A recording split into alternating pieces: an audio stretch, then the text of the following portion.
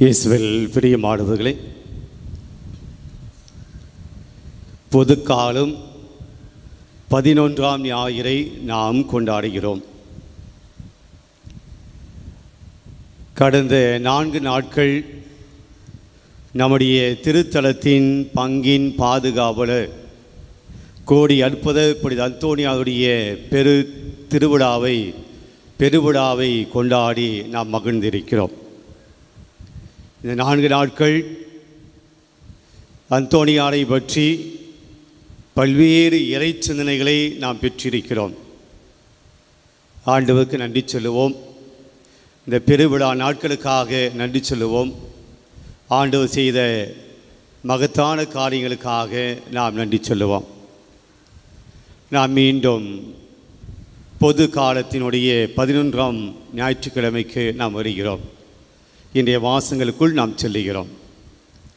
பிரியமானவர்களே, என்னுடைய மறைவுரை துவங்குவதற்கு முன்பாக இன்றைக்கு ஒரு பாடு குழுவினருக்கு ஒரு கைத்தட்டல் கொடுக்கலான்னு நினைக்கிறேன். ஏனென்றால் எதுக்கும் தெரியாமல் தட்டுறீங்க. எதற்கென்றால் ஒரு தியான பாடலை மிக அழகாக பாடினார்கள். வழக்கமாக நல்லா பாடுவாங்க. இன்றைக்கு அது ஒரு ஃபீலோடு, அது ஒரு அந்த வார்த்தைகளுக்குண்டான ஒரு கனத்தோடு, அது வலிமையோடு மிக அழகாக இன்றைய வாசங்களுக்குண்டான ஒரு பாடலை தேர்ந்தெடுத்து மிக அற்புதமாக அந்த பாடலை பாடினார்கள். இன்னும் அந்த பாடலை கேட்க வேண்டும் என்று போல அந்த அளவுக்கு அவர்கள் பாடினார்கள். நம்முடைய பாராட்டுகளை நாம் அவருக்கு காலத்தை கடவுள் எழுப்பி நாம்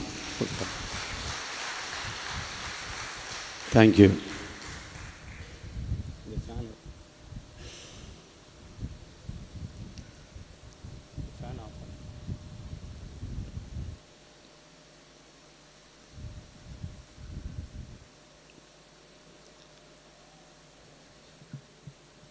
இன்றைய வாசகங்கள் நமக்கு சொல்லக்கூடிய பல்வேறு சிந்தனைகள் இருந்தாலும், இன்றைக்கு நாம் ஏன் இந்த உலகத்தில் இருக்கிறோம் என்பதற்குள்ளான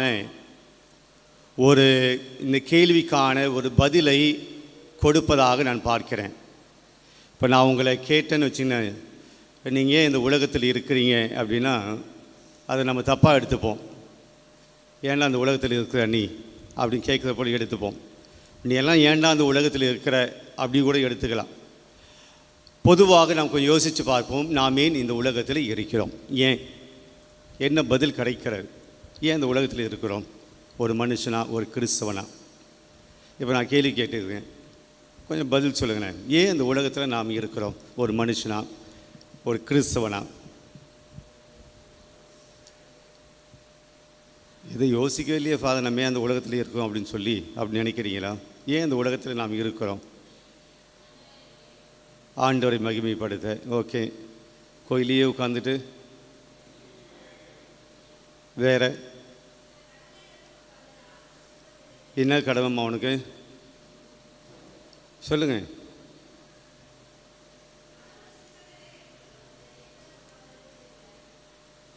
எதுக்காக பிறந்தது தெரியலையா? அதான் நானும் கேட்குறேன், எதுக்காக நீங்கள் பிறந்தீங்க அப்படின்ட்டு.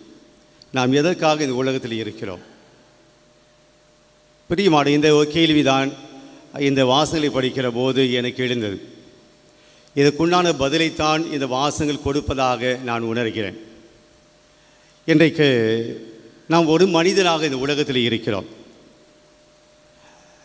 இன்றைக்கு நாம் ஒரு மனுஷனாக இந்த உலகத்தில் இருக்கிறதே கடவுளுடைய மாபெரும் கிருபை.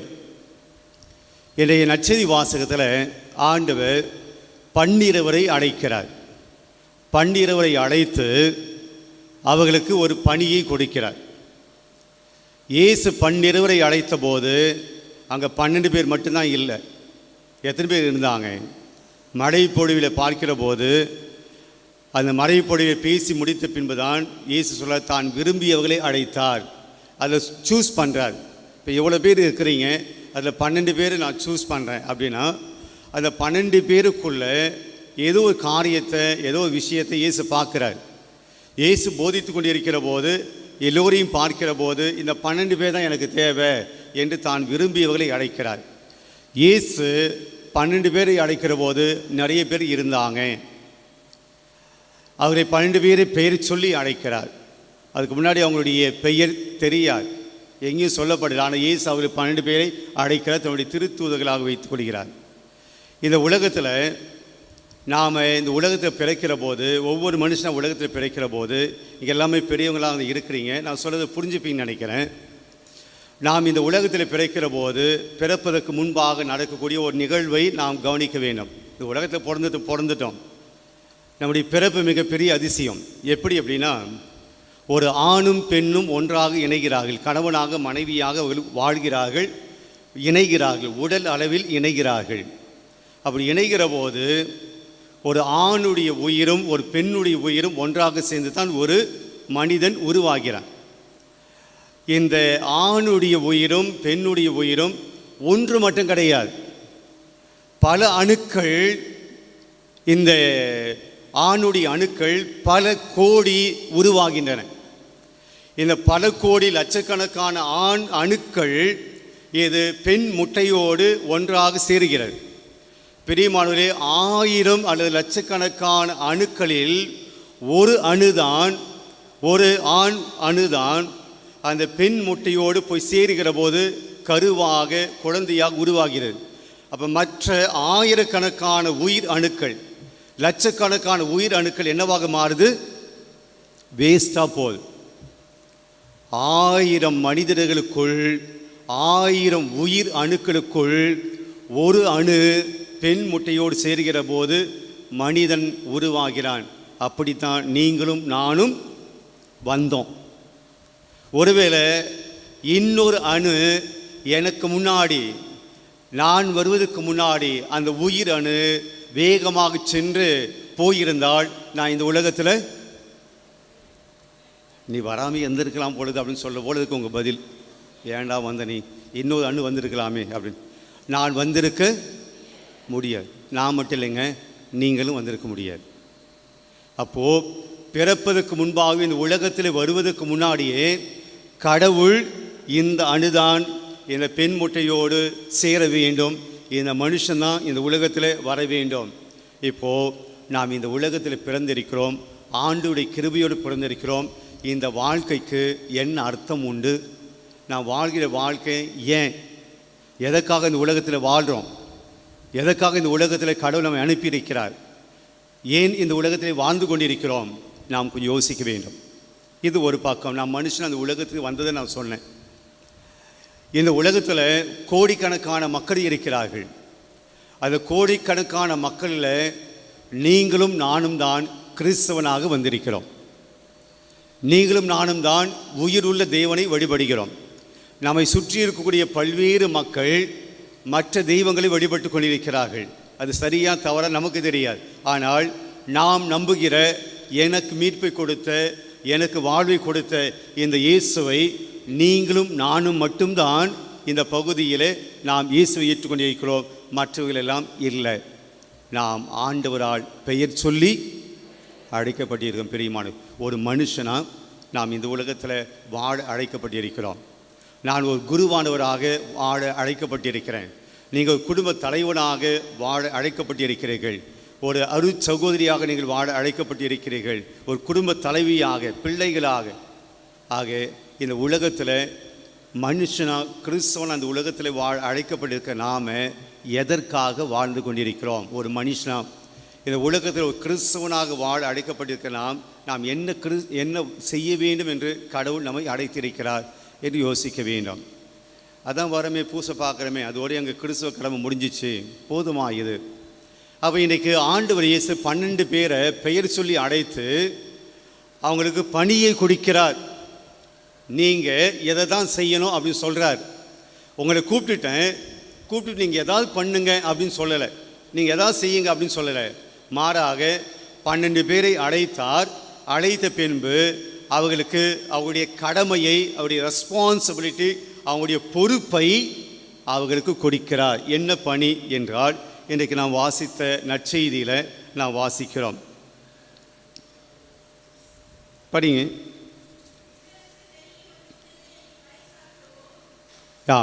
ஓகே, அந்த பகுதி தான். அந்த பணியை கொடுக்க. என்ன பணி என்றால், ஒன்று விண்ணரசை பற்றிய நற்செய்தியை பறைசாற்ற வேண்டும். ஒன்று, அதை நம்ம சாதாரணமாக எடுத்துக்கலாம். விண்ணரசு அப்படின்னா நம்ம மோட்சம் அப்படின்லாம் எடுத்துக்க தேவையில்லை. கடவுள் இந்த உலகத்தை ஒரு விண்ணரசாக, கடவுளுடைய பகுதியாக, இது பாவப்பட்ட உலகமாகவும் மோட்சம் புண்ணியப்பட்ட உலகமாகவும் இயேசு இருக்கு அப்படின்னு நினைக்கிறார். இந்த உலகமே எப்படியாக மாறணும்? விண்ணரசாக மாறணும்.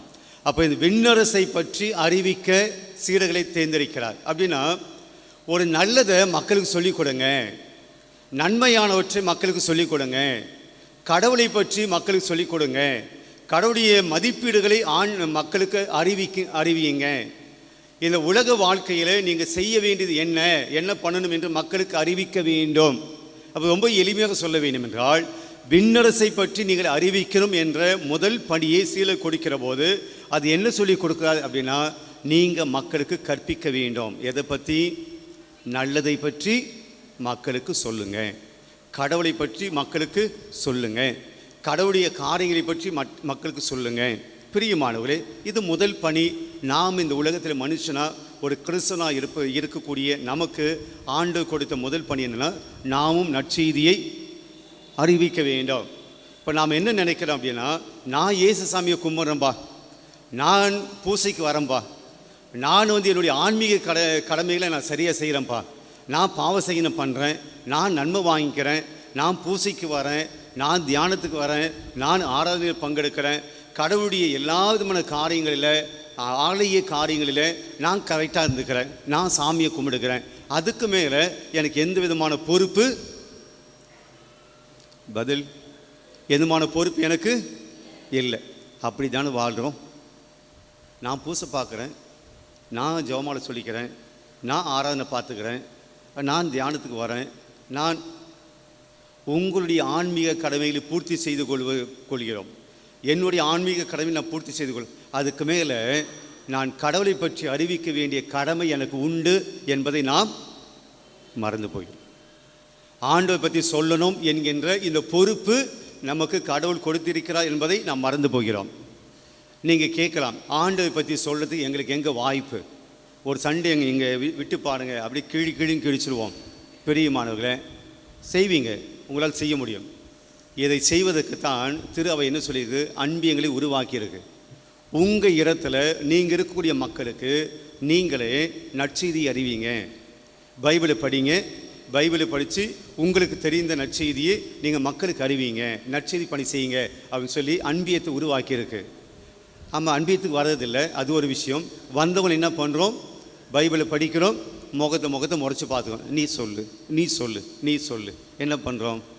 ஆண்டுடைய வார்த்தை சொல்கிறதுக்கு நமக்கு வெட்கமாக இருக்கிறது, ஆண்டுடைய வார்த்தை சொல்வதற்கு நமக்கு பயமாக இருக்கிறது. அப்போ ஆண்டவர் சொல்கிறாரு, உன்னை நான் படைச்சது எதுக்கு? உன்னை நான் கிறிஸ்தவனாக ஆக்குனது எதுக்கு? நீ என்னை பற்றி சொல்லணும், நீ என்னை பற்றி பேசணும், நீ தெரிஞ்சுக்கிற அந்த ஆன்மீகத்தை, நீ தெரிஞ்சுக்கிட்ட அந்த இயேசுவை, உனக்கு புரிந்த அந்த இயேசுவை நீ மற்றவங்களுக்கு சொல்லு. அப்போ நம்ம செய்யலை அப்படின்னா என்ன அர்த்தம்? ஆண்டு நம்மை படைத்தது இதற்கு பதிலாக இன்னொரு ஆணுடைய அணுவும் பெண்முட்டியோடு இணைந்து இன்னொரு மனுஷன் உருவாகி இருந்தால் என்னை விட அவன் ஒரு வேளை நல்ல கிறிஸ்தவனா நற்செய்தி அறிவிக்கக்கூடியவனாக இருந்திருக்கலாம். பிரியமானவர்களே, ஆண்டு நம்மை நம்பி படைத்திருக்கிறார். நாம் அவரை பற்றி பேசுவோம் என்று நம்பி படைத்திருக்கிறார். நாம் வாய் மூடி கொண்டிருக்கிறோம். ஆண்டை பற்றி சொல்கிறதுக்கு நமக்கு பயம், ஆண்டை பற்றி சொல்வதற்கு நமக்கு தயக்கம், அச்சம். இதெல்லாம் சாமியாருங்க வேலை, இதெல்லாம் சிஸ்டருங்க வேலை, வேதியுடைய வேலை அல்லது பக்த சபைகளுடைய வேலை, இதெல்லாம் எங்கள் வேலை இல்லை. நாங்களாம் பொது நிலையினர், நாங்கள் சம்பாதிக்கணும், நாங்கள் எங்கள் பிள்ளைகளை கடமைகளை செய்யணும். அருமையாக சொன்னாங்க ஆவி மரியா, எங்களுக்கென கடமைகள் இருக்குது, அதை நாங்கள் செய்யணும். இதுவும் கடமை, இதுவும் பொறுப்பு. இதை செய்வதற்காகத்தான் கடவுள் உன்னை இந்த உலகத்தில் படைத்திருக்கிறார். ஸோ முதல் செய்தி, நாம் கிறிஸ்தவங்களாக இருக்கிற போது கடவுள் நம்மை பெயர் சொல்லி அடைத்திருக்கிறார். எதுக்கு? முதல் வேலை கடவுளை பற்றி சொல்லணும் அடுத்தவங்களுக்கு, தெரியாதவர்கள். ரெண்டாவது என்ன சொல்லியிருக்கிறார்? நலம் குன்றியலை குணமாக்குங்கள். அப்படி லைனை படிங்க. அடுத்தது, இறந்தோரை ஓய்வு பெற்று செய்யுங்கள், தொழுநோயை நலமாக்குங்கள், பேய் ஓட்டுங்கள். ஓகே, என்ன கூட மழையில் பிடிக்கக்கூடியா? ஓகே, இந்த 4 தான் சொல்கிறார். நீங்கள் இலவசமாக என்ன வாங்கிட்டீங்க அப்படின்னா, ஒன்று, நீங்கள் நோய்களை தீர்க்கக்கூடிய, பேய்களை ஓட்டக்கூடிய இந்த அதிகாரத்தை நான் உனக்கு கொடுத்துருக்கிறேன், இதை போய் செய்யணும். இது எல்லாமே பார்க்கிற போது உடல் சம்பந்தமான விஷயங்கள். ஒரு நோய்களை குணப்படுத்துவது யாருங்க? இன்றைய காலகட்டத்தில் நோயை குணப்படுத்துவது யார்? டாக்டர்ஸ். இங்கே டாக்டர்ஸ் இருப்பாங்க. இந்த டாக்டருடைய பணி என்ன? இந்த டாக்டருடைய வேலை என்ன? என்ன வேலை செய்கிறாங்க? நோயை குணப்படுத்துகிறாங்க, அது உண்மைதான். ஒரு டாக்டர்கிட்ட ஒரு பேஷண்ட் போனவொடனே அவங்களுடைய மனநிலை என்னவாக இருக்கணும்? மனநிலை எப்படி இருக்கணும்? இவங்களை வச்சு நிறைய சம்பாதிக்கணும், இவனை அப்படியே ஹாஸ்பிட்டலில் உட்கார வச்சு அப்படி அதுவா? அது ஒரு சில பேர் இருப்பாங்க, ஆனால் எல்லா டாக்டரும் அப்படி கிடையாது. ஒரு மனநிலை என்னென்னா, இவனுடைய காயம், இவனுடைய வலி, இவனுடைய நோய் குணமாக்கி இவரை வீட்டுக்கு அனுப்ப வேண்டும். இதுதான் அவருடைய மனநிலை. இவருக்கு வாழ்வு கொடுக்க வேண்டும், இவர் இறந்து போகாதபடி இவரை உயிர் கொடுத்து அனுப்பணும். இதுதான் அவருடைய கன்சர்ன். அப்போது மனுஷன், ஒரு டாக்டர் ஒரு பேஷண்ட்டை பார்க்குற போது, நோயாளியை பார்க்குற போது அவருடைய மனநிலைன்னா, இவனை நான் வாழ வைக்க வேண்டும். இதுதான் நோய்களை குணப்படுத்து, பேய்களை ஓட்டுவது எல்லாமே ஒன்றாடி. அப்போது டாக்டருடைய மனநிலை, இந்த மனுஷனை நான் எப்படியாவது வாழ வச்சிடணும். இப்போ செத்தாசாகட்டும் போச்சா அப்படி இல்லை, டாக்டருடைய வாழ வைக்கணும். போராடுறார், என்ன செய்யணும், ஆராய்ச்சி பண்ணுறார், இவனுக்கு என்ன மருந்து கொடுக்கணும், என்ன மெடிசன் கொடுக்கணும், எல்லாம் எப்படியாவது வாழ வைக்கணும். பெரியமானவரே, இதை நாம் செய்ய வேண்டும். இன்றைக்கு எப்படி நாம் நீட்டு படித்து எக்ஸாம் எழுதி பாஸ் ஆகி டாக்டர் ஆகி அப்படியா? இல்லை, அவர்கள் அவருடைய துறையில் இருக்கிறார்கள். இன்றைக்கு நாம் நம்முடைய வாழ்க்கையில் நமக்கு முன்னாடி நம்பிக்கை இழந்து, வாழ்விழந்து, வாழ்க்கையில் போராட்டத்தில் நசுங்கி போய், விழுந்து போய், கண்ணீரோடும் கவலையோடும் என்ன செய்வது தெரியாமல், வாழ்க்கையில் ஒரு எதிர்காலம் இல்லாமல், நமக்கு முன்னாடியே ஒரு வாழ முடியாமல் தவித்து கொண்டிருக்கிற, யாராவது எனக்கு உதவி செய்வாங்களா, யாராவது எனக்கு ஆதரவு கொடுப்பாங்களா, யாராவது என்னை தூக்கி பிடிப்பாங்களா, எனக்கு நம்பிக்கையான வார்த்தை சொல்லுவாங்களா, ஒரு சின்ன பண உதவி செய்வாங்களா, என் பிள்ளைகளுக்கு நான் ஃபீஸ் கட்டணும், என் பிள்ளைகளுக்கு நான் இதை செய்யணும், ஒரு மெடிசன் வாங்கணும், என் அம்மாவுக்கு நான் மெடிசன் வாங்கணும், ஏதாவது உதவி கிடைக்குமா என்று ஏங்கி தவிக்கக்கூடிய, நமக்கு முன்னாடி இருக்கக்கூடிய வாழ்வை தேடி வாழ்வுக்காக போராடி கொண்டிருக்கிற இந்த மனிதர்களை பார்க்கிற போது நாம் என்ன செய்யணுமா? ஒரு டாக்டருடைய மனநிலை நமக்கு வேணும். அவனை எப்படியாவது உதவி செஞ்சிடணும், எப்படியாவது அவனுக்கு ஏதாவது செஞ்சிடணும், அவனுக்கு அந்த வாழ்வை கொடுத்துடணும், இந்த மனநிலை நமக்கு வேணும் அப்படின்னு சொல்கிறார். அப்போ முதல் செய்திக்கு வருவோம். நாம் கடவுளால் அழைக்கப்பட்டிருக்க ஒரு மனுஷனா கிறிஸ்துவனா, அப்படி மனுஷனா கிறிஸ்துவனை அழைக்கப்பட்டிருக்க நமக்கு ஆண்டவர் இந்த உலகத்தை என்ன செய்ய சொல்கிறாரு? இதெல்லாம் செய்ய சொல்ற, வாழ்வு கொடுக்கணும், கடவுளை பற்றி பேசணும் அப்படின்னு சொல்கிறார். பிரியமானவர்களே, இந்த வாழ்வு கொடுப்பதற்கு, இந்த வாழ்வை மற்றவர்களுக்கு கொடுப்பதற்கு நமக்குள்ளே ஒரு தகுதி இருக்கணும். இப்போ டாக்டர் அந்த நோயை குணப்படுத்துவதற்கு அவருக்கு டாக்டர் என்கின்ற அந்த மருத்துவ படிப்பு என்கிற ஒரு தகுதி இருக்கணும். இல்லைன்னா அவர் யார்? சாதாரண மனுஷன், வேறு பேர். அவர் மருத்துவ படிக்காமல் ஒரு மருத்துவ தொழிலை செஞ்சால் என்னது? போலி டாக்டர். நாம் கிறிஸ்துவனாக வந்துட்டு இந்த கடமைகளெல்லாம் கடவுள் நமக்கு கொடுத்துட்டு நாம் செய்யணும், அதுக்கு இந்த வேலைகள்லாம் செய்யணும் அப்படின்னு சொல்லி நமக்கு கடவுள் கேட்குறாரு. அதுக்கு ஒரு தகுதி வேணும் இல்லைங்களா? தகுதி இல்லாமல் செய்ய முடியாது. அப்போ கடவுள் இன்றைய நற்செய்தியில் இந்த வேலைகளெல்லாம் செய்வதற்கு நமக்கு ஒரு தகுதியை சொல்கிறார். இந்த தகுதி இருந்தால் தான் நீங்கள் அடுத்தவங்களுக்கு வாழ்வு கொடுக்க முடியும். இது இல்லைன்னா நீங்கள் வாழ்வு கொடுக்க முடியாது. என்ன தகுதி தெரியுங்களா? இன்றைய வாசகத்தினுடைய நற்செய்தி வாசகத்தினுடைய முதல் பகுதியை படிங்க.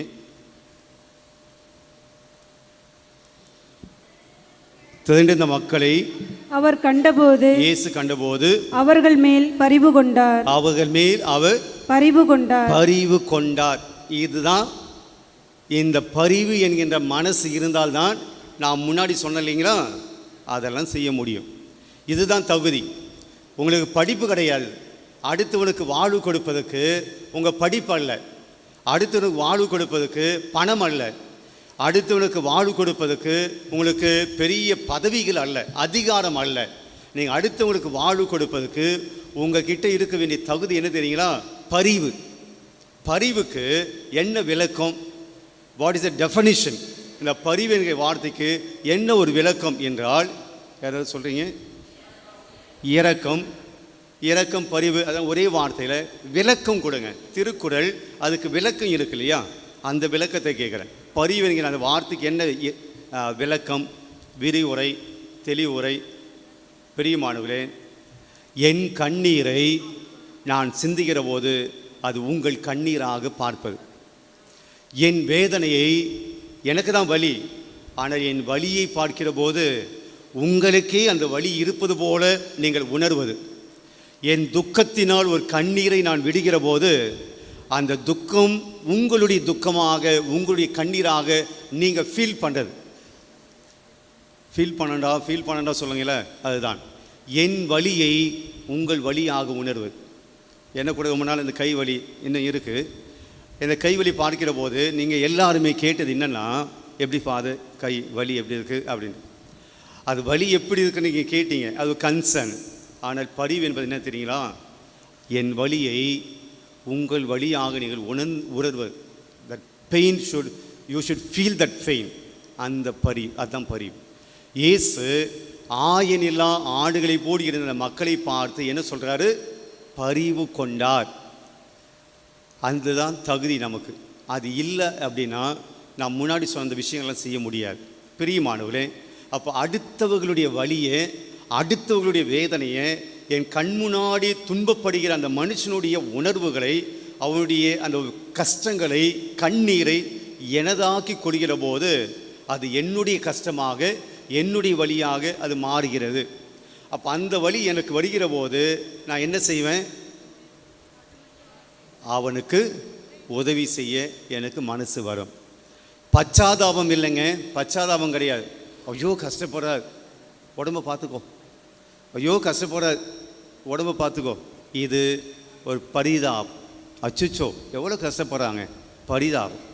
பிரியமான பரிவு என்பது பச்சாதாபத்தை விட மேலானது. பரிவு வார்த்தையில் நின்று போயிடும், பார்த்துங்க உடம்பு பார்த்துங்க அப்படி. அது பரிவு என்பது அதுக்கு மேலாக போவோம். என்ன செய்யும், அவருடைய துன்பத்தை என் துன்பமாக மாற்றிவோம். அவங்களுடைய கஷ்டத்தை என் கஷ்டமாக நினச்சி அதை தீர்ப்பதற்காக நான் ஆக்ஷனில் இறங்குவேன். நான் டாக்டரு எல்லாத்தையும் கேட்டுட்டு ஓகே அப்படி ஆக்ஷனில் இறங்குறார். அவருடைய வலியை உணர்ந்து கொள்கிறார், அவருடைய காயத்தை உணர்ந்து கொள்கிறார், இந்த வேதனைக்கு என்ன காரணம் என்பதை தேடுகிறார். அந்த வேதனைக்கு உண்டான மருந்தை அவர் கொடுப்பதற்கு போகிறார். அதுதான் ஆக்ஷன். அப்போ பரிவு உள்ளவர்கள் ஃபீல் பண்ண மட்டும் போதாது, ஆக்ஷனுக்கு போவாங்க. பிரியமானவர்களே, இன்றைக்கு ஆண்டவர் இயேசு நமக்கு சொல்கிறது என்னென்னா, உங்களுக்கு பரிவு இருந்தால் தான் நீங்கள் அடுத்தவங்களுக்கு வாழ்க்கை கொடுக்க முடியும். இந்த பரிவு என்பதை எப்படி நாம் புரிஞ்சிக்கலாம் அப்படின்னா, இயேசு 2 எடுத்துக்காட்டு சொல்கிறார். பரிவு உள்ளவர்கள் இப்படியாக இருப்பாங்க. ஒன்று கழுகு, 2வது நல்ல ஆயன். கழுகு எங்கே வருது இன்றைக்கி வாசகத்தில்? முதல் வாசகத்தில் வருது. என்ன சொல்கிறாரு, எகிப்திலேருந்து நான் உங்களை கூட்டிகிட்டு வந்தேன் இல்லைங்களா, கூட்டிகிட்டு அந்த 40 ஆண்டுகள் பாலைவனத்தில் நீங்கள் நடந்தீங்க இல்லைங்களா, அப்போ நான் உங்களை எப்படி பாதுகாத்தேன் அப்படின்னா, ஒரு கழுகு தன்னுடைய குஞ்சுகளை தன்னுடைய இறக்கை கீழ் வைத்து பாதுகாத்தது போல நான் உங்களை பாதுகாத்தேன். கடவுளுடைய பரிவை பாருங்கள். அவருடைய பரிவை சொல்கிறார், இஸ்ராயல் மக்களே நான் உங்களை மீட்டுட்டு வந்தேன் எகிப்திலிருந்து. எப்படி அப்படின்னா, நீங்களா அப்படியே வரல, ஒரு கழுகு தன் குஞ்சியை ரெக்கன் மேல் வைத்து அப்படியே பறக்கிற போது வந்தது போல் நான் உங்களை கூட்டிகிட்டு வந்தேன். கழுகு தன்னுடைய குஞ்சுகளை எப்படி வளர்க்குன்னு தெரியுங்களா? தன்னுடைய குஞ்சுகளை எப்படி அது பயிற்றுவிக்கும், ட்ரெயின் பண்ணும் தெரியுங்களா? பறப்பதற்கு கூட்டில் இருக்கும். ஒரு குறிப்பிட்ட காலம் வந்த உடனே அந்த குஞ்சுகளை தன்னுடைய ரெக்கையில் வச்சுக்கும். ரெக்கையில் வைத்து கொண்டு மேலே போயிட்டு பறக்கும். பறந்து கொண்டு இருக்கிற போது தன்னுடைய ரெக்கைகளை அதை சுருக்கி கொள்ளும். அந்த ரெக்கையில் மீது இருக்கக்கூடிய குஞ்சுகள் என்ன ஆகும், கீழே விழும். அப்படி விழுகிற போது ஒரு குறிப்பிட்ட இடம் வந்த உடனே அவை ஆபத்து, இனிமே அது தன்னால் பறக்க முடியாது, குஞ்சுகளால் பறக்க முடியாது, அப்படி ஆபத்தில் போகுதுன்னு சொன்ன அந்த கழுகு மேலிருந்து கீழே வந்து தன்னுடைய குஞ்சுகளை மீண்டும் தாங்கிக் கொள்ளும். இப்படி தான் கழுகு தன்னுடைய குஞ்சுகளை பாதுகாக்கிறது. அப்படியே கெட்டியாக பிடிச்சிக்கிட்டு பறக்க விடாமல் செய்யலை, அது பறக்க விடுது. ஆபத்து வருகிறப்ப என்ன பண்ணுது, ஓடி வந்து தாங்கி கொடு. சில பிள்ளைகள் நீங்கள் அப்படி தான் வளர்க்குறீங்க. எந்த துன்பமும், எந்த பிரச்சனையும், எந்த கஷ்டமும் பிள்ளைகளுக்கு கொடுத்துடக்கூடாது. அப்படியே பொத்தி பொத்தி வளர்க்குறது.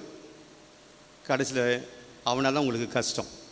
அவன் கஷ்டத்தையே உணர்வது கிடையாது, அவங்களுடைய வேதனையை உணர்வது கிடையாது. நான் பட்ட கஷ்டம் என் பிள்ளைக்கு தெரியக்கூடாது, நான் பட்ட கஷ்டம் என் பையனுக்கு தெரியக்கூடாது. அவன் கஷ்டம் இல்லாமல் வளரணும், கண்ணீர் இல்லாமல் வளர்க்கணும். கடைசியில் அவன் கஷ்டம் இல்லாமல் வளர்ப்பான், கண்ணீர் இல்லாமல் அவன் வளர்ப்பான். நீங்கள் தான் கண்ணீர் விடணும், நீங்கள் தான் கஷ்டப்பட்டு நிற்கணும். ஏன்னா உங்கள் கஷ்டத்தை சொல்லவே இல்லை. எந்த கஷ்டத்தில் நீங்கள் வளர்த்தீங்க சொல்லவே இல்லை. பிரியமானவர்களே, கழுகு நமக்கு சொல்லிக் கொடுக்கிறது, அது கஷ்டத்தை நீ தான் பறக்கணும். உனக்கு ஆபத்து வரும்போது நான் வந்து தாங்கிக்கிறேன். கழுகை போல் நான் உங்களை சுமந்தேன், உங்களை ஃப்ரீடமாக விட்டேன், சுதந்திரமாக விட்டேன். ஆனால் ஆபத்து வருகிற போதெல்லாம் பசின்னு சொன்னீங்க, மண்ணாவை கொடுத்தேன். தாகம் சொன்னீங்க, தண்ணீரை கொடுத்தேன். இறைச்சி மண்ணை பத்தலை, என் மண்ணை பிடிக்கலை அப்படின்னு சொல்லும்போது காடையை கொடுத்தேன். அமெரிக்கர்கள் எடுத்து செஞ்சாங்க, நான் வந்து உங்களை பாதுகாத்தேன். பாதுகாப்பறிய போதெல்லாம் உங்களை தாங்கிக்கிறேன். நற்செய்தியில் ஆண்டவர் என்ன சொல்கிறாரு? ஆயினெல்லாம் ஆடுகளை போல் இருந்தமையால் பரிவு கொடுக்கிறார். ஆடுகளுக்கு ஆயின் இல்லைன்னா என்ன ஆகும்?